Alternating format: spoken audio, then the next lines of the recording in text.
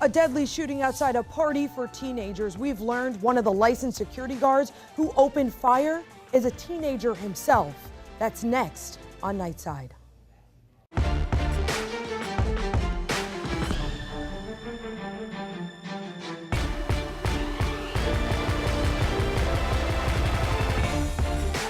Then the security guard should have found out where the shots was coming from before he uplift and shot in them cars.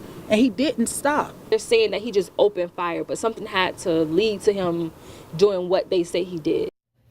Heartbroken families praying and police still searching for answers more than 24 hours after a terrifying night in Tampa. Police say a 15-year-old and a 25-year-old were shot and killed by armed security guards outside a teen club in Tampa. The guards say they were afraid for their lives. The pop-up dance club for teenagers was inside a warehouse on North 50th Street. Investigators say promoters stopped the party early, around 10:30, because so many kids were fighting.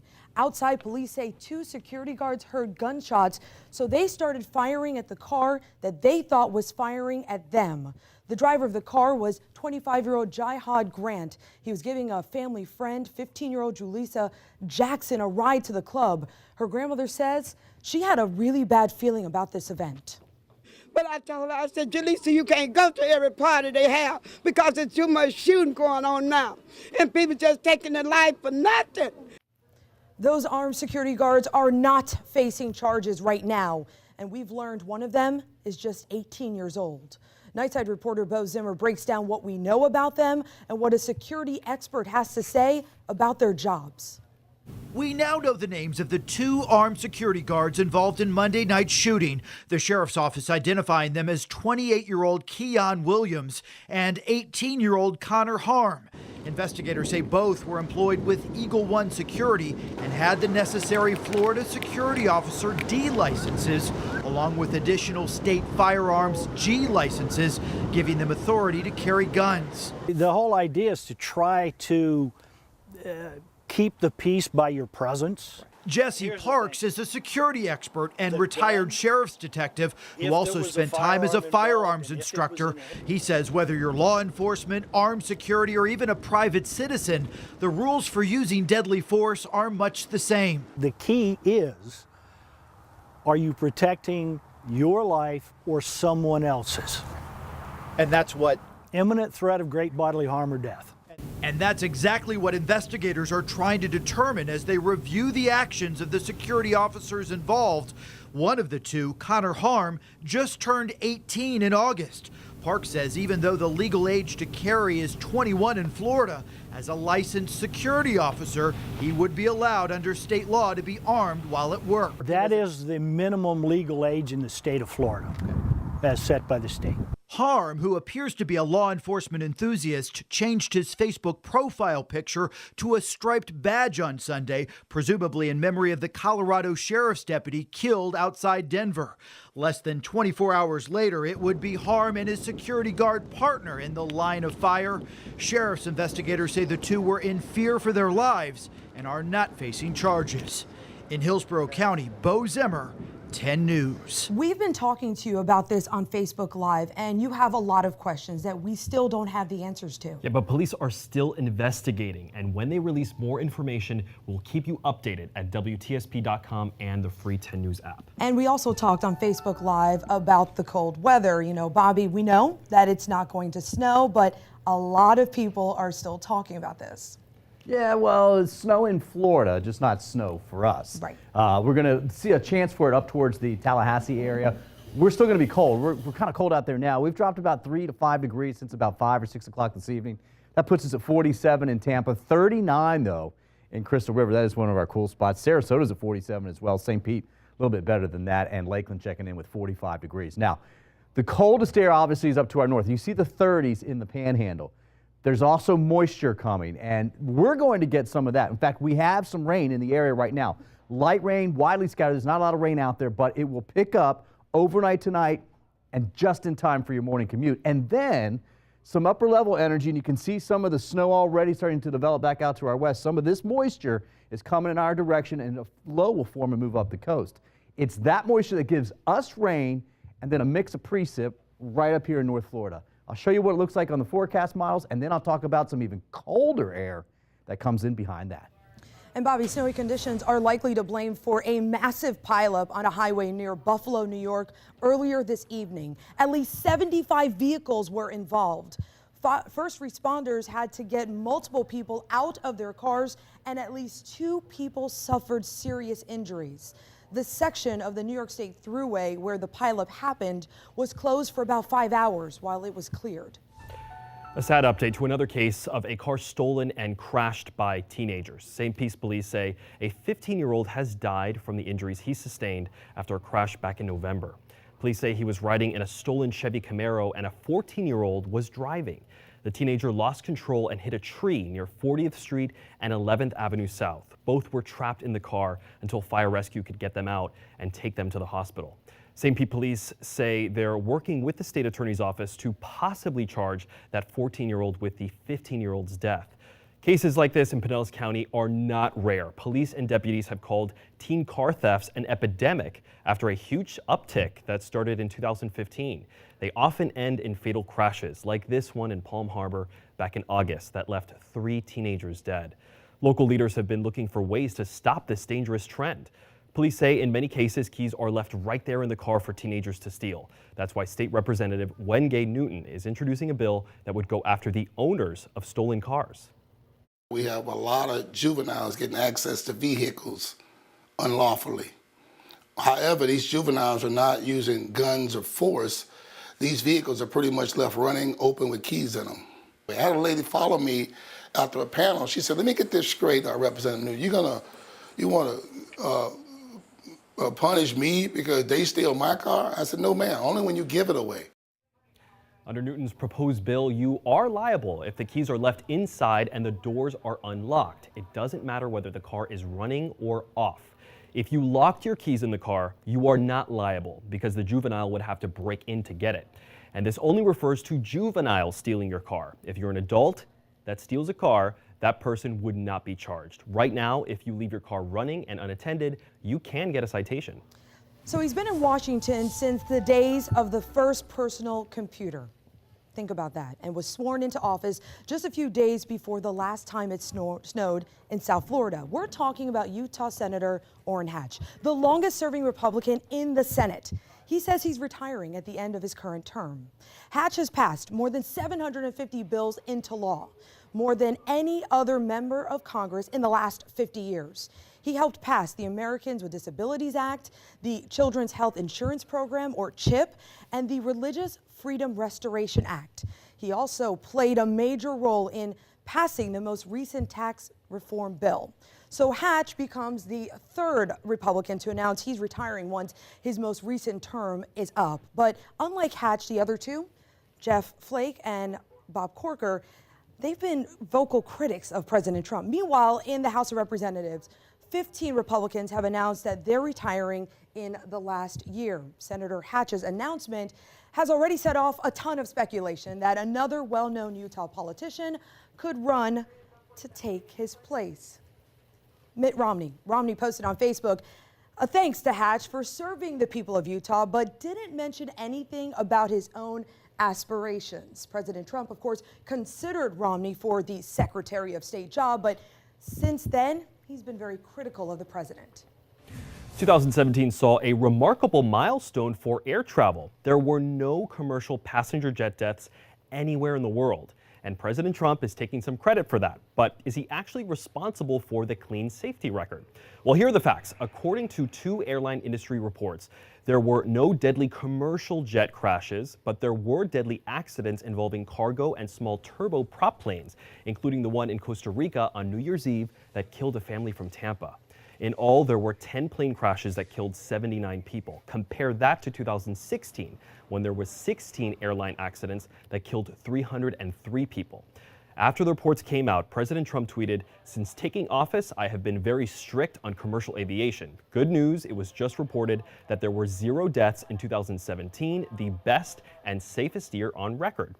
In reality, commercial aviation deaths have been trending down for more than a decade. That's due in large part to improved aircraft safety systems and programs designed to spot potential problems before an accident actually happens.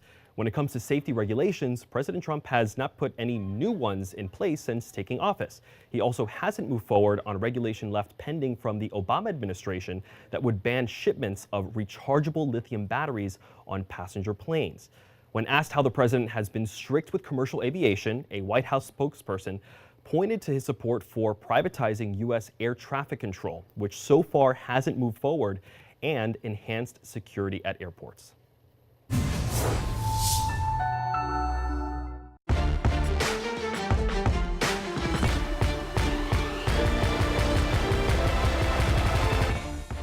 Here's some stories you need to know tonight.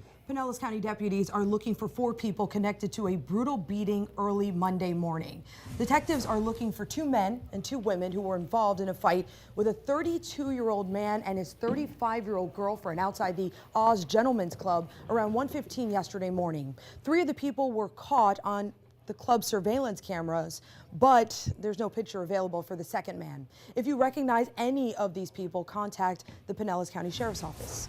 St. Pete police say officers have arrested Otis Henderson. He's suspected of murdering a man and attacking his sister. Officers found 68-year-old Paul Dumas dead in his home yesterday morning in the Cocaine Key area. Investigators believe Henderson and Dumas got into a fight before that murder. South Korea is proposing talking with North Korea possibly as soon as next week at a border village a 2 countries share. So far, North Korea has not responded to the offer. The White House says it still wants North Korea to give up its nuclear weapons. So here's what President Trump tweeted tonight. Kim Jong-un just stated that the nuclear button is on his desk at all times. Will someone from his depleted and food-starved regime please inform him that I too have a nuclear button, but it is a much bigger and more powerful one than his, and my button works. A win that has the entire state talking. The University of Central Florida football team capped off an undefeated 13-0 season yesterday by beating Auburn in the Peach Bowl, yet they were shut out from competing for the national championship. UCF's athletic director Danny White doesn't seem to care. He's dubbing the Knights the champs anyway, tweeting out today, "Appreciate everyone tuning in to watch the national champs, UCF football, complete perfection. #Power6. And Ryan, it's not like this was just some marketing ploy, right? No, Alex. They're going all in. White said today that they are planning a national championship parade. Yes, a parade for UCF, who finished the year undefeated. T-shirts are being printed. A banner is about to be hung at UCF Stadium. I mean, the Knights are going all out, even if they can't settle it on the field, which is certainly a shame given what they were able to do this season. They are still feeling very slighted. To the college committee, it's just, I mean, what more can we do? We won all of them, and I just feel that we should have had an opportunity to show our talents to any and every team. Well, we just beat a team that beat 2 playoff teams and lost to another one by 6 points, and we beat them by 7. And Auburn's a great team. I'm not taking anything away from them. I give them a ton of credit. But these guys deserve everything they get, and they deserve more credit from the committee than what they got. Frost is dead on. UCF deserved better. The playoff committee slighting them because of their schedule and conference affiliation. UCF's going all in on this split national champion take, and I absolutely love it. I mean, at this point, who cares? Until the playoff expands to 8 teams, Group of 5 schools will continually be shut out. So charge on, UCF, and celebrate like you won it all, even if you didn't, because no one else is undefeated. That is one fact that cannot be argued. So how many of you guys had your heaters on? Because I turned mine on. I haven't done the fireplace, but the heater. Yeah, a lot of folks. Because we were talking earlier, like what temperature outside, but it's really like, what does it have to get inside the house before you turn the heat on? Yeah. And that's definitely been the past couple of days. We're actually not going to be quite as cold tomorrow morning as what we were this morning, but even colder air is coming in tomorrow night. Got it. Thursday, Friday, even Saturday are going to be very chilly days. So let's talk about it. Right now, 47 degrees. 5, 6 o'clock, we were about 50, 51, so we haven't dropped a whole lot. Humidity's up. Northeast winds at 12 miles per hour. They have actually come down just a little bit. It's in the 30s now in Crystal River, 42 in Brooksville, Land O'Lakes, 43 in Newport Richey. Sarasota, though, at 47, along with Lakewood Ranch, and 48 now in Bartow. Now, the winds, as I mentioned, have come down. They've stayed out of the north-northeast. They'll stay that way for the most part, a little more north tomorrow. 21 mile per hour wind gusts last hour at Davis Islands, 20 at Tampa, so we still have some wind, but overall that's less. Now, still a wind chill issue out there. Feels like 34 right now in Crystal River, 35 in Brooksville. That's very borderline for an advisory. We do not have wind chill advisories in effect right now like we did yesterday. So it is just a little bit warmer, a little less wind as well. Feels like 39 though right now in Safety Harbor because that wind's coming in off of the northern part of the bay there. Quite a bit of rain over on the East Coast. We are now seeing some scattered showers moving up through Pasco, Hernando, and Citrus County, northern parts of Pinellas, Tarpon Springs, towards Dunedin. Actually, a few couple showers pushing through there. But more rain, heavier rain will develop with this system here. It's an upper level piece of energy that comes and it brings this rain. In fact, that rain will get in here in just a couple hours, especially north of I-4. But more rain develops as we get the sunrise through about 10:30, 11 o'clock tomorrow morning. Now, wind chill advisories, not for us, but Levy County northward. Winter weather advisories, not for us, but Levy County northward. In fact, Levy County could get some freezing rain, and that's the worst of it. Not much even in the way of snow. The blue areas here have a better chance of snow, and it's really on the north side of this. Tallahassee could get about an inch of snow out of this. Some areas could get a little bit more than that. But that's right now, well, it's going to start a couple hours. We'll go from about 3 a.m., 4 a.m. tomorrow morning, the next several hours, through mid-morning tomorrow. Here's what it looks like on the forecast model. This is about 3 a.m. There it is. That's that mix of sleet and snow, freezing rain in there as well, too. It's going to cause issues with branches, power lines, roads. If you wanted to drive up there and see it, it's not going to be pretty on the roads up there, especially the overpasses. For us, it's all rain. That's 6 o'clock in the morning. In fact, it's going to fill in through mid-morning, and then by lunchtime, it's basically out of here, and cold northwesterly winds come in behind it, and that system moves up the East Coast and becomes a nor'easter. The pink area is the ice area. The blue area is the snow area, so you can see it's mainly on the north end where the air is cold all the way up from the surface. For us tonight, we don't go much further where we are right now, mid-40s. Tomorrow morning, you'll see it'll be in the mid-30s in Crystal River. We're almost there now, so I think we'll stay above freezing. No issues there.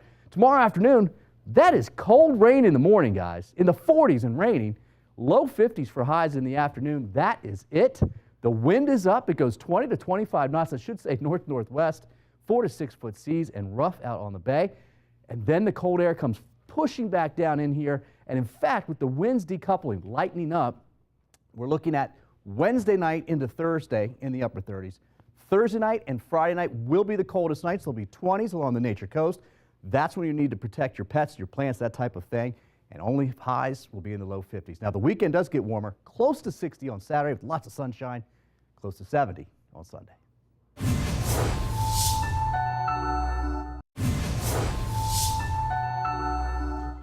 An update tonight to a scandal we first told you about last summer. The Florida Department of Law Enforcement is done with its investigation into the Port Richey Police Department. 10 Investigates Noah Pransky is part of the reason that investigation happened in the first place. He's breaking down what happened. FDLE corroborated many of our findings, including the indication that officer discipline records went missing and how at least one officer was allowed to shred records. The report also details inconsistencies between what some of the police department told us last summer and what they later told the state. But FDLE didn't find sufficient evidence to prosecute criminally. So this appears to be the end of the saga. It's similar to how the state's 2014 investigation into the department ended, where officers, in cutting deals with an aggressive tow truck company, were found to be violating department rules, but not violating the letter of the law. Our hope is that the investigations force the department to be better about maintaining their important discipline records. And it refutes the critics who immediately dismissed our watchdog reporting as fake news. We're Noah Pransky, 10 Investigates. Now, from your Suncoast Hyundai dealers, this is 10 Sports. He's John Lynch, Bucks legend, and he's one step closer to the Hall of Fame. One of 15 finalists Lynch is for the Pro Football Hall of Fame, but we've been here before, guys. Lynch has been a finalist the past 4 years. You like that hit, huh? That was pretty good, Bobby. He has not gotten the call yet, though. Maybe this will be the year. We will find out for sure after the Super Bowl. Unfortunately, Lynch all by his lonesome when it comes to ex-Bucks and their case for Canton. Rondé Barber, Simeon Rice did not make it to the next round. That is unfortunate. Got a feeling, though, that Barber is going to get the call eventually, hopefully next year. Simeon Rice's case a little bit more difficult. Now, the Bolts actually have 4 Hall of Famers in their franchise history. None of them goaltenders, though. Could he be the first one? Andrei Vasilevsky in a couple of decades? I know, I'm getting way too ahead of myself. However, he is playing at an all-star caliber level right now. You guys got to check out what Vassy did tonight. It was unbelievable. Andrei Vasilevsky has not allowed a goal in his last 164 minutes on the ice. That's pretty good, right, Bobby? Yeah. This is what you need to see from tonight's win. This pad save in the second, the headliner, in his 30-save shutout. Such a thing of beauty. He now has 6 shutouts on the year. As for what you need to know, it was good to see Cedric Paquette get on the board. This is his first goal since January 21st of last year. The Bolts now have 60 points on the season. They are red hot. As for the Gators, Florida taking on Texas A&M. Jimbo Fisher not in attendance. If he was, he would have seen this. Chris Chioza alley-oop to Kavarius Hayes.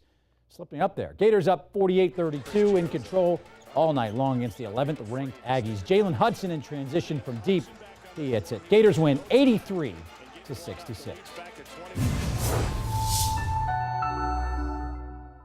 Tonight's lottery numbers are brought to you by Dimmitt Chevrolet. See for yourself what hundreds of new and used cars look like. Volume and price make.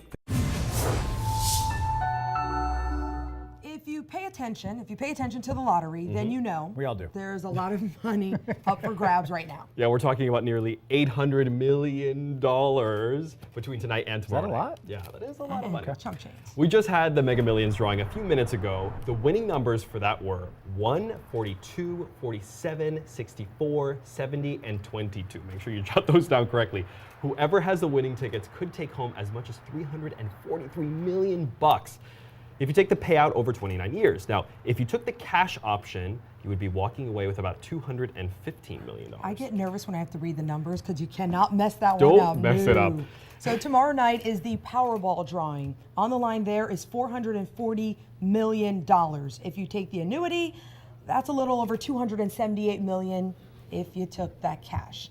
It's the largest jackpot since August when a Massachusetts player won $758 million jackpot. Look, Really? Alex, What stop. do you do with? I mean, what do you do with that? Oh, you obviously Okay. give it to. Wait. And you can watch tomorrow night's Powerball drawing live right here, Nightside, 10:59. And if I win, I'm walking right Make off sure the you set watch. and you'll never see me again. Love you guys. But I don't know what you do with that kind of money, Alex. No. You buy lots of things. Give it away. Have a good night and dream big. Bye. Yes.